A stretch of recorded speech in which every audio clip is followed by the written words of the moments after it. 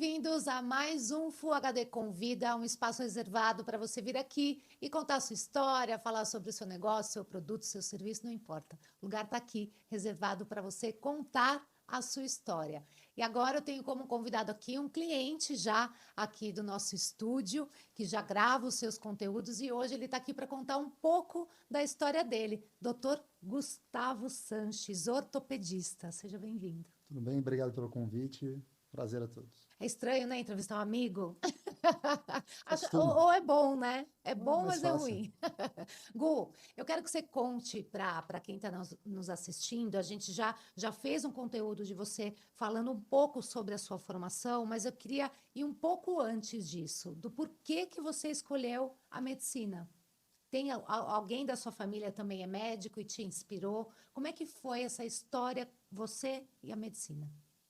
Então, na verdade, pessoa familiar próximo que é médico não tem. Até tem acho que um tio do meu pai que é, mas eu não conheço pessoalmente, pelo menos eu não me recordo, a não ser que fosse muito pequenininho. Mas tem uma história que minha mãe e meu pai contam que, não sei por quê, mas desde criança eu falava que ia ser médico. Falava que ia ser médico, e aí eu ganhei uma maletinha de médico quando Nossa, eu era antigo, hein? Eu pequeno. também tinha essa Só- maletinha. E eu lembro de eu brincando com essa maletinha, fazendo exame na minha tia, no meu tio. E eu era bem pequeno, eu não lembro a idade, mas eu tenho essa lembrança bem forte, assim, marcada na minha vida. E desde então eu ia fazer medicina e seguir. Agora, exatamente o porquê, eu não sei. Nossa, os outros médicos que eu entrevistei aqui, todos eles que não têm algum familiar que inspirou, dizem sobre isso. Nossa, desde pequeno minha família fala que eu queria ser médico. Então aí me vem uma reflexão no sentido que a pessoa já nasce com esse dom. Você acredita nisso? Tem um pouco de um papo desse, até quando você entra na faculdade, tentar entender. Obviamente, se você tem um familiar médico, você acaba tendo uma influência direta, até mesmo pelo estilo de vida. Não que seja um estilo bom, mas você acaba se É influenciando. bem complicada, né, a faculdade de medicina, né? Muito Não, tempo, muita dedicação, né? é uma rotina bem puxada, né? Mas acho que quando você decide por isso, e hoje em dia a vida acho que está tão correndo para todo mundo que acho que acaba, independente da profissão que você escolhe, você acaba tendo um ritmo bem alucinante. Mas não tem jeito, a formação do médico, a residência, a formação do especialista, ela é bem, bem, bem longa. Então a gente está falando aí de 9, 10, 11 anos pelo menos, e num ritmo puxado, com bastante abdicações, mas eu acho que faz parte e é importante você ter essa certeza, né? Hoje o que tem acontecido muito, que a gente vê é até algumas pessoas que escolhem pensando no dinheiro, que já foi uma profissão extremamente Nossa, eu fora vou do ser muito normal, rico, né? isso já mudou bastante, mas como a rotina é muito puxada, você vê pessoas se formando e saindo da medicina, indo fazer alguma coisa paralela. Então, se você não quiser aquela rotina, se você não gostar daquilo, realmente é muito difícil. E aí, quando você entrou na faculdade de medicina, você falou, gente, é isso mesmo, porque falam que o primeiro ano já é é ali que tem a decisão, né? Se vai levar em frente ou não. Cara, o primeiro ano, na verdade, ele é um ano desestimulante. É Verdade. péssimo. Por quê? Porque, na verdade, são muitas cadeiras básicas. Então, você se forma, você passa, pô, agora passei em medicina, agora vou ser médico. Aí você começa o primeiro ano, é um mundo totalmente diferente, cara, coisas que você não viu. E aí, embriologia, bioquímica, às vezes tem algumas faculdades que tem biofísica já no primeiro ano, são coisas muito moleculares. Cara, é bem diferente da sua prática se você não for ser um pesquisador. E muitas pessoas realmente se questionam se aquilo era a profissão que eles queriam. Eu até falo, tem uma aluna, Gabi, que a gente faz uma parceria de mentoria, né, na faculdade, e ela ficou muito desestimulada nesse primeiro ano. Eu falei, calma, Calma. aproveita o resto da faculdade. A faculdade, ela não é só a aula. Tem a atlética, tem os amigos, Tem as tem, ligas, tem né? um monte de coisa ali ao redor que te forma como médico também, não é só a aula. Se foca nisso, se apoia nisso, que o primeiro ano passa, o segundo ano passa, e do terceiro para frente melhora muito.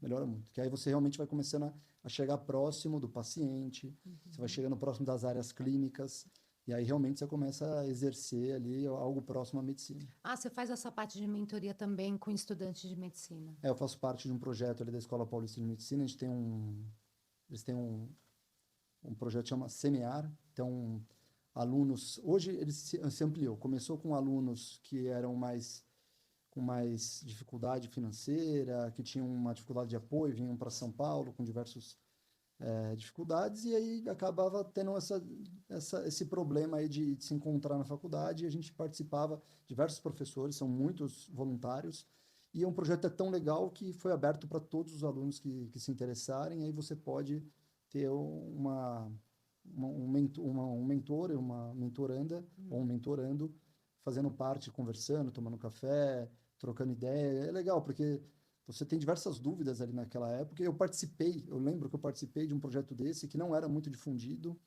e era para um grupo, acho que de 5, 7 pessoas. Eu participei durante um ano, e a gente tem dúvidas mil. E é importante, porque são Durante esse pessoas processo, formadas. dúvida como o quê, por exemplo? Primeira coisa é você aprender a lidar com sua agenda. Você entra na faculdade, aí você quer treinar, você quer sair, você quer estudar, você quer fazer uma liga, você quer entrar num projeto paralelo. E como que você faz isso? Porque até agora você veio de um cursinho, de uma faculdade, onde você tinha um horário exclusivo para aquilo. Agora você precisa conduzir uma agenda com 5 atividades simultâneas. E a gente não tem isso, a E gente não sem tem. trabalhar, né? E sem trabalhar, não, mas até porque não daria, não. É, não tem nem como trabalhar. Mas eu acho que todo médico precisa ser um multitarefa, né? Não tem como você não ser isso. Então, essa aptidão de você aprender a logística, como controlar, como fazer o manuseio dessa agenda, começa na faculdade. E algumas pessoas têm mais ou facilidades, outras menos, mas sem dúvida nenhuma, todas se beneficiam dessa orientação. Então, uma das coisas que eu fiz para essa aluna foi isso, foi passar um pouquinho disso. E eu já tinha feito um curso de um MBA de gestão empresarial, que, cara, é uma visão muito diferente que a gente não tem na faculdade. Então, é isso que é a parte mais legal, né? Porque numa faculdade até de medicina, por mais que seja tão extensa, você não aprende gestão, você não Nada, aprende marketing, nada, você não aprende como gerenciar até um próprio consultório, agenda, nada, nada, né? zero. Você aprende A formação, medicina eu tive especificamente. uma aula na faculdade inteira sobre gestão de consultório, que foi um professor e amigo, Reginaldo Fujita, que ele dá essa aula para todo mundo durante o bloco de otorrino. Nossa, nada. Porque para a gente ter um mínimo de noção quanto custa um consultório, que é um negócio que a gente não tem a menor noção. E aí foi legal, eu comecei a trazer algumas coisas para ela, mandava matérias sobre coisas que eu aprendi no MBA, sobre como que você podia usar ferramentas para se organizar durante essas múltiplas tarefas e urgências em datas diferentes. E ela gostou bastante, e é engraçado, porque você vê, ela floresceu. Era uma aluna que pensou em desistir. Hoje ela está voando aí, fazendo a faculdade, super feliz, cada vez É melhor, importante, né? Ter muito legal. esse apoio, né?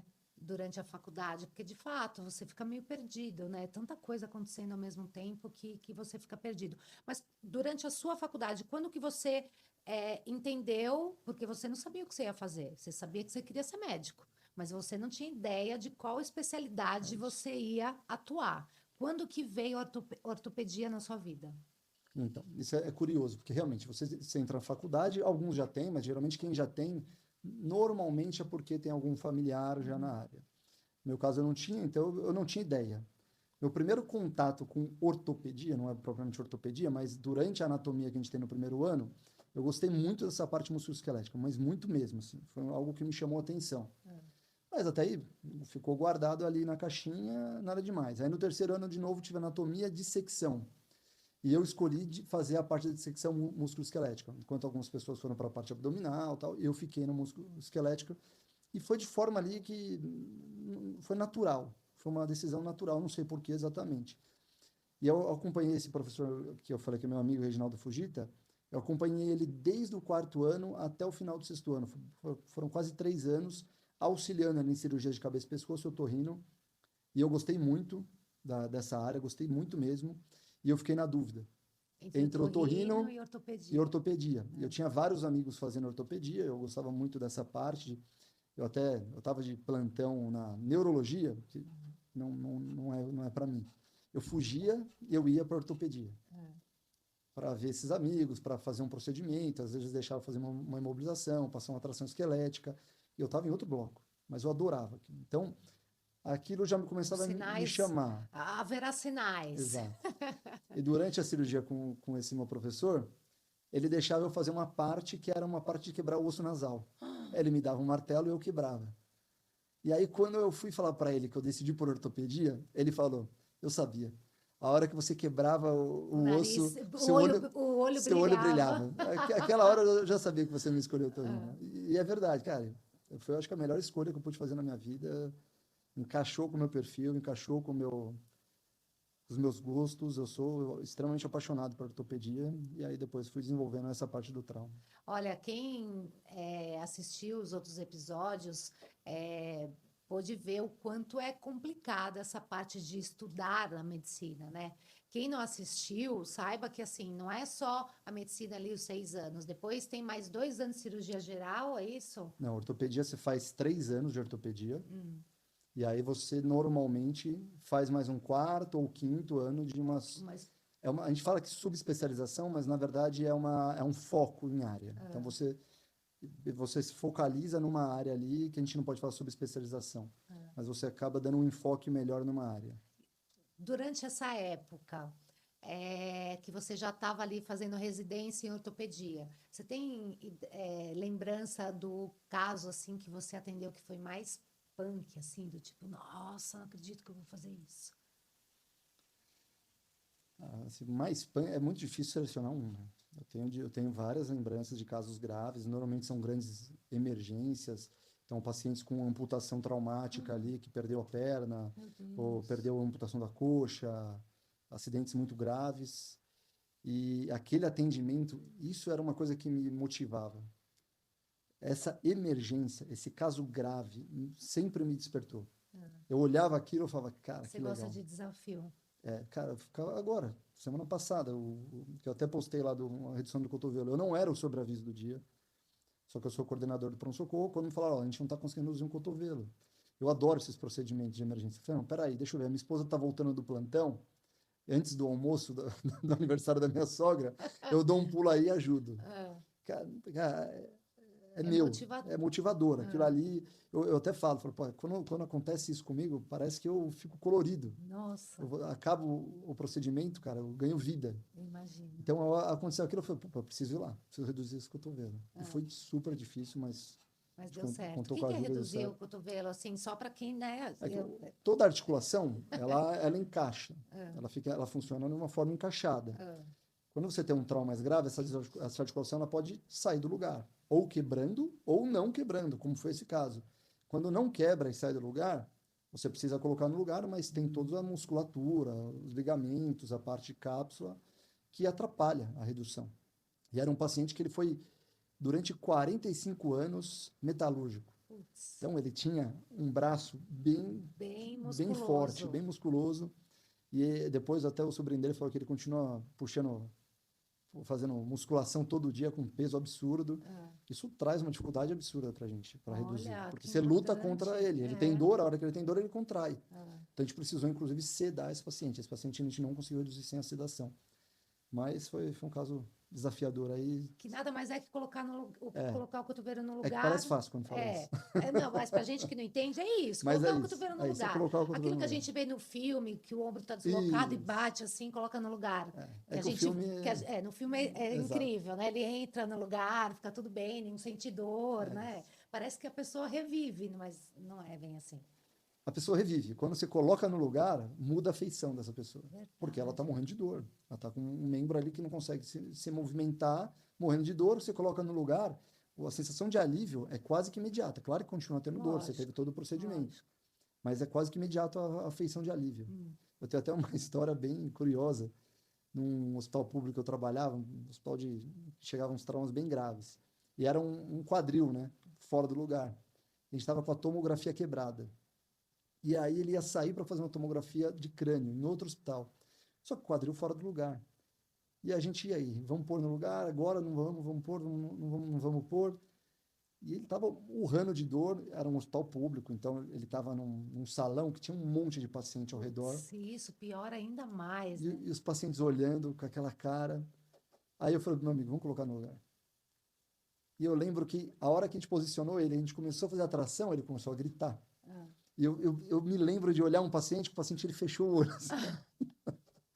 E aí, a hora que a gente colocou no lugar, ele parou de gritar e falou: ai, que gostoso. Ai, que Ele gostoso. falou: ai, que gostoso. A gente começou a rir, os pacientes ao redor começaram a rir. Cara, foi um negócio assim, cômico no final das Ah, contas. ah, E aí ele foi, fez a tomografia já do quadril também, do crânio, depois voltou para a programação. ah. Mas aquilo me marcou, porque a sensação de alívio ele expressou com Imagino. palavras. Ali você pôde sentir, né? Porque você já teve algum membro fora do lugar assim? Ombro, já ixi, mais de 15 vezes. Verdade. Então você sabe qual é a sensação de alívio, Sei, então. sei. Ponto. Por isso que é ortopedista, Os então. dois ombros, inclusive. Ô, Guga, mas você não só escolheu ortopedia, como você se especializou em trauma. E hoje o seu currículo no trauma é muito incrível. Você é membro da sociedade, você é membro de várias associações, a gente pode dizer assim, Sim, que são especialistas em trauma, fundações. é convidado para palestras, tanto aqui no Brasil quanto fora do Brasil, para falar de trauma. E como é que você foi para essa área só de trauma? Porque é tão difícil a gente ouvir um ortopedista especialista em trauma. Eu sabia que tinha de mão, porque quando eu rompi os ligamentos da mão, eu tive que ir num especialista em pé, mas em trauma, eu só descobri porque você passou a ser meu Então, cliente. na verdade, a maioria das pessoas desconhece essa especialização. Porque o que acontece? Vamos só explicar uma coisa. Quando a gente fala subespecialização, hoje a gente só pode falar subespecialização para a mão. Só. Todas as outras não são subespecializações, são áreas de atuação. Então, teoricamente, você formou em ortopedia, você pode atuar em todas. Só que o mundo tem conhecimento absurdamente sendo produzido todos os dias e a gente não consegue dominar tudo o tempo todo. Então, existem essas áreas de atuações, que é quando você se foca em uma área. Então, por exemplo, o cirurgião que vai fazer joelho, ele vai acabar tendo um tempo dedicado ao joelho, a estudar o joelho, de forma que ele acaba sendo um pouco mais específico em minúcias. Uhum, O arroz com feijão, o dia a dia, todo mundo que se forma bem, estuda direitinho e faz uma boa formação, ele lida tranquilamente. Então a uhum. gente acaba fazendo no consultório essas coisas, mas a As gente coisas tem corriqueiras, né? times, né? A gente tem colegas que se apoiam e assim como eu apoio meus amigos em cirurgias de trauma, eles me apoiam em algumas outras cirurgias. Isso é normal, isso é bem-vindo, né, Tá, para todo mundo, para você trabalhar com o melhor do melhor. tá. Mas o que aconteceu com o trauma? O trauma, ele talvez tenha sido uma das últimas áreas que se desenvolveu mais.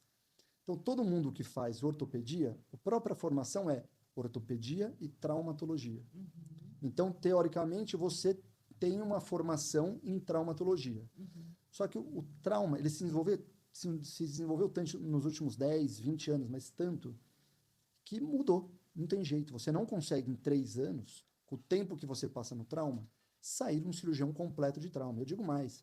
Mesmo nesse tempo de foco em trauma que a gente faz pelo menos um ano, eu falo que isso não forma um cirurgião de trauma. Isso ele dá um start para você se formar, onde essa formação são durante anos, e eu falo que os 3 primeiros anos dedicados ao trauma, depois da sua formação, então o R4, que normalmente é essa primeira estudo mais compenetrado, o R5, o R6, que já é sua vida, mas é onde você está começando a focar mais casos complexos, é o que vai formar um cirurgião de trauma de verdade. Então, eu Entendi. estou falando em 6 anos, 3 de ortopedia e 3 se dedicando à traumatologia. Então, é natural que a pessoa que escolheu outra área para estudar, quadril, joelho, pé e tornozelo, ela vai se dedicar muito mais ao estudo dessas áreas Lógico. e ela vai se focar muito mais nessa região. Uhum. O trauma, a gente acaba operando, exceto coluna e exceto cabeça, todas as Tudo. outras partes de fraturas, lesões agudas traumáticas ou mesmo Não que um tendinhas. ortopedista atuando em outra área não possa fazer esse trauma, mas é que geralmente esse ortopedista te chama para fazer aquela cirurgia junto porque você é especialista em Então, o que trauma. acontece? Por exemplo, um cirurgião que fez pé e tornozelo, ele acaba tendo a formação dele muito focada e voltada para cirurgias eletivas e tem um pouco de trauma e acaba fazendo um pouco de trauma da região de pé e tornozelo. Uhum. Aí ele pega uma fratura mais grave, ou mesmo uma fratura que ele acabou não tendo um treinamento tão grande, porque o tempo ele é finito. Se você está se dedicando a fazer uma artroscopia, uma osteotomia, uma Joanete, você está focando nisso, você acaba não fazendo tanto Entendi. outras coisas. Uhum. Enquanto a gente se dedica um ano a fazer fraturas. Só isso. A gente acaba se dedicando a isso por opção. Aham. Então, o cirurgião de joelho, não é que ele não saiba fazer, mas a hora que começa a pegar alguma coisa mais grave, assim como eu também preciso do apoio deles em outras lesões, Uhum. eles também precisam do nosso apoio em outras lesões, principalmente as mais graves, as mais complexas, porque foi o nosso convívio, foi o nosso treinamento e a gente continua. O Entendi. aperfeiçoamento, ele é eterno. O estudo, ele é eterno. Então, o trauma, ele continua evoluindo muito. Eu lembro que uns 2 anos eu estava em Salvador, participando de um evento junto com a Sociedade Brasileira de Ortopedia e Traumatologia e a regional. E tinha, agora peço desculpa, eu esqueci o nome do professor, era um professor que ele era professor convidado de uma faculdade na Itália. E ele veio assistir, já bem mais idoso, já provavelmente em final de carreira. E a hora que a gente começou a fazer a apresentação, no final ele foi ser homenageado e ele pediu a palavra. E uma das coisas que ele falou, ó, eu queria primeiro parabenizar como o trauma virou uma especialidade bonita.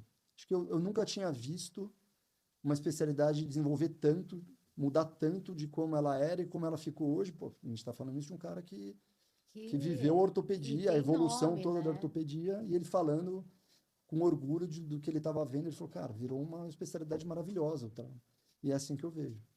Só que o desenvolvimento, ele precisa ser o tempo todo ali aperfeiçoado e constante, né? E essa é a dedicação que a gente precisa ter. Cara, é muito incrível, né? Porque a gente nem, nós do público leigo, a gente nem imagina que exista tudo isso, que exista esse estudo tão grande. A gente tem na cabeça, né, de nós leigos, que você vai lá, você estuda medicina 6 anos, depois tem ali a especialização, né, para você se tornar um médico naquela área, e é isso. Né? Óbvio, a gente tem a ideia, assim como todas as áreas, que o estudo é para sempre, né? Por exemplo, marketing eu tenho que estudar para sempre, porque hoje tem inteligência artificial, eu tenho que estudar sobre isso, porque vai vir mais coisa por aí. Acho que nenhuma área vai deixar de estudar, né? Mas a sua é impressionante, porque vocês lidam com a vida. Eu não lido com a vida. Tem uma margem de tolerância mínima, Exato, né? Eu bem não trabalho mínima. com a vida, eu trabalho com ego, né? Porque o marketing é ego, né? Então, é bem complicado. E aí vem a pergunta: você já está formada há quanto tempo? Eu acabei a faculdade em 2008. Tá, Então, nesse tempo todo, como que chegou o convite para você ser membro, ser diretor, né, da sociedade? Ou é presidente? não, sou diretor. Diretor, mas você é presidente de alguma organização, não é? De uma associação? Qual Não, que é? sou diretor. Só diretor. Eu já Mas fui. fala de onde está o Gustavo, doutor Gustavo Sanches hoje? Não, eu tenho um vínculo com a Universidade Federal de São Paulo, a Escola Pós de Medicina, né?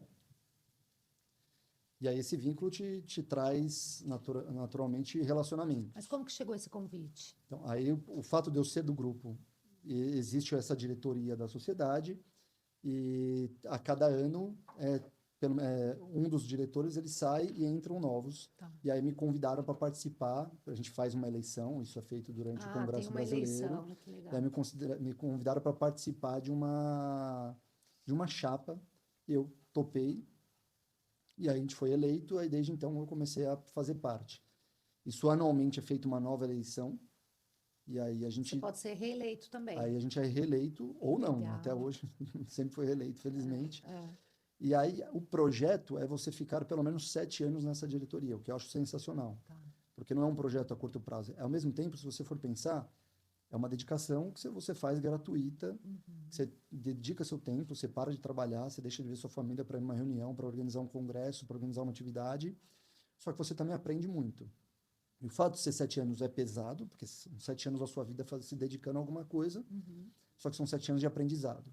E aí, teoricamente, você pode ocupar na chapa, no último ano, o cargo de presidência, tá?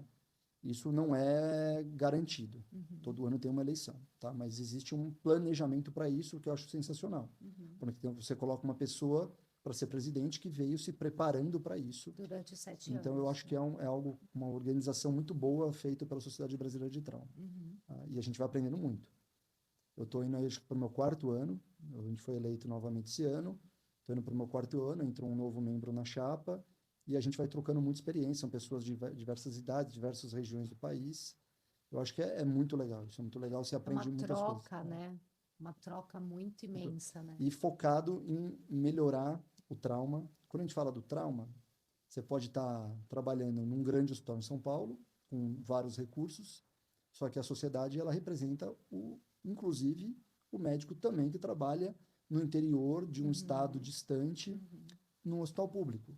Então você precisa divulgar, representar e principalmente a sociedade ela tem uma obrigação de aperfeiçoar o conhecimento, levar o conhecimento o máximo possível para todos os cirurgiões que trabalham, que defendem, que executam o trauma ortopédico. Então, acho que isso é uma coisa muito importante e exige bastante tempo, bastante dedicação. Eu venho gostando bastante do trabalho que a sociedade vem fazendo já há muito tempo, não é só nesse tempo que eu estou participando, desde muito tempo antes. São pessoas Sérias, que né? são sérias e Que que se nos dedicam a estimulam, isso, né? sem dúvida nenhuma. São pessoas que a gente se baseia, né? Aprende bastante, assim, influencia a gente positivamente. E foi através desses 4 anos que surgiram, então, porque você é muito convidado para palestrar, né? Ser speaker em algum congresso, em algum evento específico de ortopedia. Foi daí que começaram a vir esses convites? Não só daí, naturalmente, a hora que você se expõe, eu sou relativamente novo, realmente é um pouco mais difícil, mas na hora que você se expõe para dar uma aula, para falar em algum lugar, você acaba sendo avaliado. Você é avaliado pelos seus pares, outros ortopedistas, você é avaliado por residentes, e você, naturalmente, é avaliado por empresas que têm interesses comerciais. A hora que você começa a trazer alguma espécie de valor no que você fala, na forma que você Aí já representa, era. você vai difundindo e tendo alcances diferentes. Só que eu acho que o mais legal do que isso é que, eu sempre falo isso, quando você começa a participar desses eventos, você começa a acompanhar pessoas que estão mais tempo no mercado, que estão fazendo isso há muito mais tempo que você. Cara, eles fazem com bastante conhecimento. Eu falo que é como se eu estivesse fazendo um curso disso com uma De frequência absurda. palestrante. Então você começa a aprender mais rápido.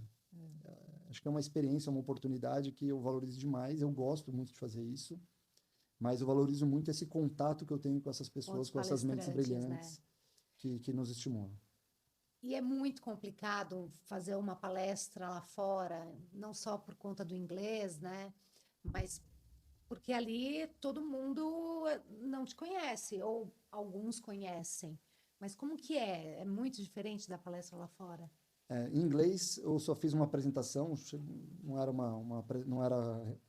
uma palestra, mas eu fiz em espanhol, que não é, obviamente, minha língua mãe, e não é uma língua que eu falo fluente. Eu falo que eu falo um portunhol que resolve, O povo entende. entende? Não, entende que pelo menos os feedbacks foram bons. É, Só que você é outra coisa. Quando você está aqui no Brasil, você não está se preocupando tanto com como com a você vai língua, falar. né? Você consegue ser muito mais espontâneo. Você puxa da cartola ali uma coisa de última hora e você fala. É sua língua que você conversa a vida inteira. Pode até ter erro de português, normal, isso todo mundo todo mundo faz. Só que lá fora você precisa se preparar muito mais, porque você precisa, por exemplo, no seu slide, ter às vezes um vocabulário que você precisa aprender, ou precisa deixar de apoio, você precisa se fazer sendo entendido. E normalmente são pessoas que não te conhecem ou conhecem muito pouco, e Então, te naturalmente isso é um desafio maior, avaliando sem também, dúvida. né? Eu Eu acho que no estaria com mundo dor de todo, barriga só de no pensar. mundo todo é isso, e na ortopedia, na medicina, você é o tempo todo avaliado pelos seus pares se eles estão gostando ou não, e faz parte, eu acho que isso não é problema. E eu gosto de fazer isso. Eu imagino, porque Então, já deu para perceber que Dr. Gustavo adora um desafio, né, gente? Adora um desafio. Agora, Gu, você acha que o Gustavo de 2008 ou o Gustavo antes de 2008 imaginava que estaria onde está hoje? não, acho que em 2008 eu não tinha nem ideia. Eu estava ali só querendo fazer ortopedia, não tinha nem ideia exatamente o que eu ia fazer. Porque você é um ortopedista muito conhecido no Brasil. Bastante gente gente conhece, né? Não sei Ainda se eu mais posso falar porque, isso, ainda porque sou novo. ainda operou pessoas também muito conhecidas, né? Eu sou muito dedicado, isso eu posso te garantir. Eu sou muito dedicado, eu sou muito esforçado, eu gosto muito de aprender, de tentar fazer o melhor, de me aperfeiçoar. Acho que quem trabalha comigo sabe que eu estou o tempo todo tentando me aprimorar. Eu sou muito crítico, estou até melhorando em relação a isso, que eu era muito crítico com os outros, mas eu sou muito crítico comigo mesmo. Então, eu faço uma cirurgia, eu posso ter gostado, mas eu procuro pontos que eu podia ter feito melhor. Eu acho que isso é o que todo mundo faz, eu não sou uma pessoa única, outros profissionais, sem dúvida nenhuma, devem fazer isso, mas acho que isso é importante para qualquer um que quer o tempo todo galgar espaços melhores, né? Eu gosto muito de ouvir, de ver outras pessoas falando, mais experientes, e mesmo, às vezes tem uma cirurgia até que fala, pô, essa cirurgia normalmente eu faço melhor que esse colega, eu gosto de ouvir ele falando, porque o que você pode captar de experiência, isso vai te ajudar em algum momento, de alguma forma. Ver professores dando aula, mesmo um tema que você pode dominar, cara, Tem sempre uma você vai se aprimorando, informação. você vai vendo como ele dá aula, como ele sai de uma pergunta. Eu acho que isso Você faz pensa em parte. dar aula? Eu dou aula Você eu já. dou aula na Escola Paulista Ah, de não é só a Medicina. parte de mentoria, então. Não, não, dou Tá. aula lá pro sexto ano, né? Hum. Pelo departamento de ortopedia, pelo grupo do trauma ortopédico. Dou aula também para alunos na residência, né? Residência de ortopedia também. Então, essa parte da aula, e aí, como eu faço parte da Fundação AO, aí ali também dá bastante curso, então ali tem aulas para ortopedistas ou mesmo residentes sobre trauma ortopédico. Guga, eu quero que você deixe agora uma mensagem para algum estudante de medicina que está aí de olho na ortopedia. Qual mensagem que você deixa para essa pessoa? Então, acho que, primeiramente, eu falo até quando as pessoas vão escolher a sua área. Eu, eu usei muito isso. Ah, você vai escolher ortopedia? Acho que a primeira coisa quando você está na dúvida, você tem um monte de área, veja o que você não gosta. Porque você precisa eliminar o que você não gosta. Não dá para você se formar em nada que você não gosta. Hoje, acho que não é só hoje, mas hoje, pelo menos, a sensação que eu tenho é que o peso para o dinheiro, o peso para o sucesso é muito grande. E isso não é uma boa escolha. Você precisa fazer alguma coisa a longo prazo. Então, você primeiro precisa escolher o que você gosta. Depois, não vai ver o que você vai fazer na faculdade, na formação. Vai ver o que você vai fazer na vida. A faculdade, a formação ali, a residência, ela tem poucos anos. E muitas vezes o que você vai fazer depois daquilo, ele não é exatamente o que você fez ali. Você vai se formar num hospital de grande volume de trauma, por exemplo, aí você vai para o interior tratar casos menos complexos. Então você precisa entender o que você vai fazer, qual que é a rotina daquele cirurgião. Por exemplo, eu pensei em fazer ombro uma época. Eu não gosto de artroscopia de ombro. Então, por que eu vou fazer isso? Se o arroz com feijão dessa especialidade é fazer artroscopia de ombro. Não tem sentido. Então, olhe como é a rotina desse cirurgião, qual é a maior parte da rotina desse cirurgião. Acho que isso é importante.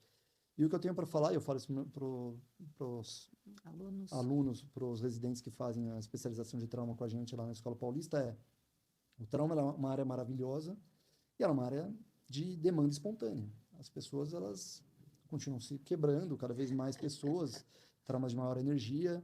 Eu acho que é uma área que tem muito a crescer, tem um potencial grande, até mesmo comercialmente para os convênios, porque eles precisam lidar com isso. E os convênios estão muito ultrapassados, num ponto de vista que eu penso de gestão sobre trauma. Eles ainda não entenderam essa parte, mas isso é uma conversa bem longa para a gente ter em outro tempo. E ali tem um pote de ouro, porque o convênio ele precisa tratar bem esses pacientes da melhor forma, olhando um custo-benefício. E hoje o cirurgião de trauma, especialista ali, que teve um foco no trauma, ele pode ser essa ferramenta, se ele for bem utilizado, se ele for bem valorizado do ponto de vista, não só de dinheiro, mas como de posicionamento. Acho que ali a gente tem uma carreira promissora, que como tudo na vida, nada vem simples, nada vem fácil e rápido, mas o trauma ele é uma área maravilhosa que tem só a crescer. Então, eu acho que a gente Por tem que que o muita coisa aí Brasil pela tem frente. poucos ortopedistas atuando na área de trauma? Então, na verdade, não tem poucos. Todo mundo, de alguma forma ou outra, na vida já fez isso. Mas que atua como você, por exemplo. É que é uma área que a gente fala que é relativamente recente. Então, a Escola Paulista de Medicina, mesmo que foi uma das primeiras que teve a formação de um cirurgião focado em trauma, ele deve ter aí um pouco mais de 20 anos, nem 30 anos. Você fala, pô, mas isso é muita coisa. Não é. A gente tinha até outro tempo aí filiado à Sociedade Brasileira de Trauma Ortopédico, tinha 5, 6 universidades formando cirurgiões de trauma. Hoje a gente aumentou um pouco mais. Mas se você for comparar com especialistas, lugares que formam especialistas em joelho, não dá para comparar o número que tem de formadores de especialistas em joelho do que de trauma. Sendo que a gente tem um volume de trauma absurdo. Então, hoje o que a gente acaba tendo é muitos cirurgiões fazendo trauma. Não é que eles não foram formados em trauma, mas eles têm uma formação básica inicial da residência. Então, eles não têm essa subespecialização, que a gente fala, que eu já falei que não é o correto, mas esse foco em trauma, porque tem poucas escolas fazendo isso, e muitas vezes porque as pessoas elas acabam não vendo o valor que teria, ou uma carreira, que é uma carreira mais puxada, uma carreira de urgência, né? Você não consegue falar, pô, me machuquei, passa no meu consultório quinta que vem que eu te vejo. Não. Ele te liga e fala, doutor, eu tô quebrado. Eu vim para o hospital Eu agora. preciso que você me opere amanhã ou hoje. Isso exige uma rotina que muitas vezes também o cirurgião não quer e normal. É tipo igual um ginecologista com parto normal, né? Exatamente. A gente não sabe que horas vai acontecer, mas uma hora vai acontecer. É um perfil, você precisa ter um perfil. Então, se você quer fazer trauma, existe sim um perfil que em outras áreas também vão ter. O cirurgião de mão, ele tem bastante urgência de mão, tem lesões de cortes, tem lesões tendíneas, lesões nervosas, que ele também às vezes precisa ter essa urgência. Mas aí você precisa conhecer qual que é a rotina da especialidade que você está querendo se focar. Isso é fundamental. Isso vai te ajudar a decidir. Até minha última pergunta, né? Quando chamar um traumatologista? Quando chamar? É assim, gente. Então já pega o telefone do Dr. Gustavo, ó, deu ruim, já liga. É assim, né? Então, toda vez que você tiver uma lesão aguda, então, caí, torci o tornozelo, bati, tem uma deformidade, tem uma suspeita ou de uma fratura, uma lesão tendínea aguda, nós atuamos nessa área. Tá? Então, normalmente são lesões que você vai procurar um pronto-socorro, são lesões que você precisa de uma internação de urgência para fazer o tratamento. Essa é uma área que você pode contar ou pode perguntar. Quem vai me operar tem especialidade em trauma? Como eu disse, não é o único cirurgião que pode fazer a cirurgia. Mas é bom. Mas é uma especialidade que você precisa conhecer, tá? Ainda mais se você tiver um caso complexo. A gente também atua bastante é uma palavra ruim de usar, mas em sequelas. Então, são casos ou que não consolidaram, ou que consolidaram de uma forma torta, ou que tem algum outro problema, e a gente atua numa cirurgia, fazendo uma revisão, ou fazendo uma nova cirurgia para tentar, não corrigir, tentar traçar um novo caminho ali para aquele desenrolar do caso. Né? Tem, infelizmente tem menos que os casos agudos, mas tem, e são casos bem desafiadores, que exigem uma experiência maior. Então, são casos que dão um trabalho um pouco maior. Entendi.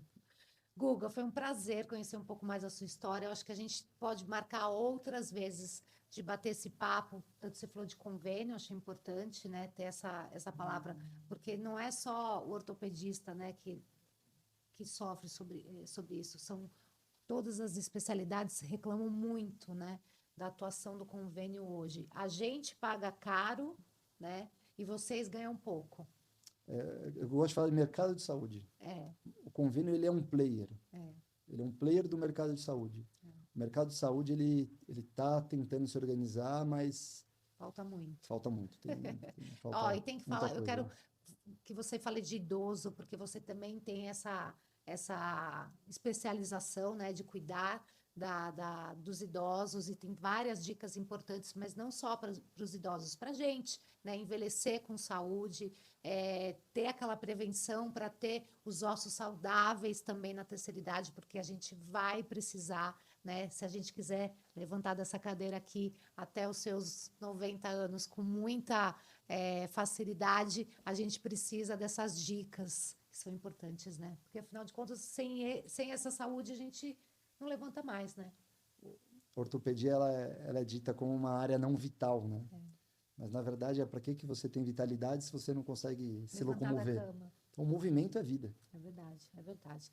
Muito obrigada, e a gente se encontra em outros bate-papos. Obrigado pelo convite Espero o próximo convite. Beleza. Tchau, tchau, Tchau, tchau. gente. Até o próximo.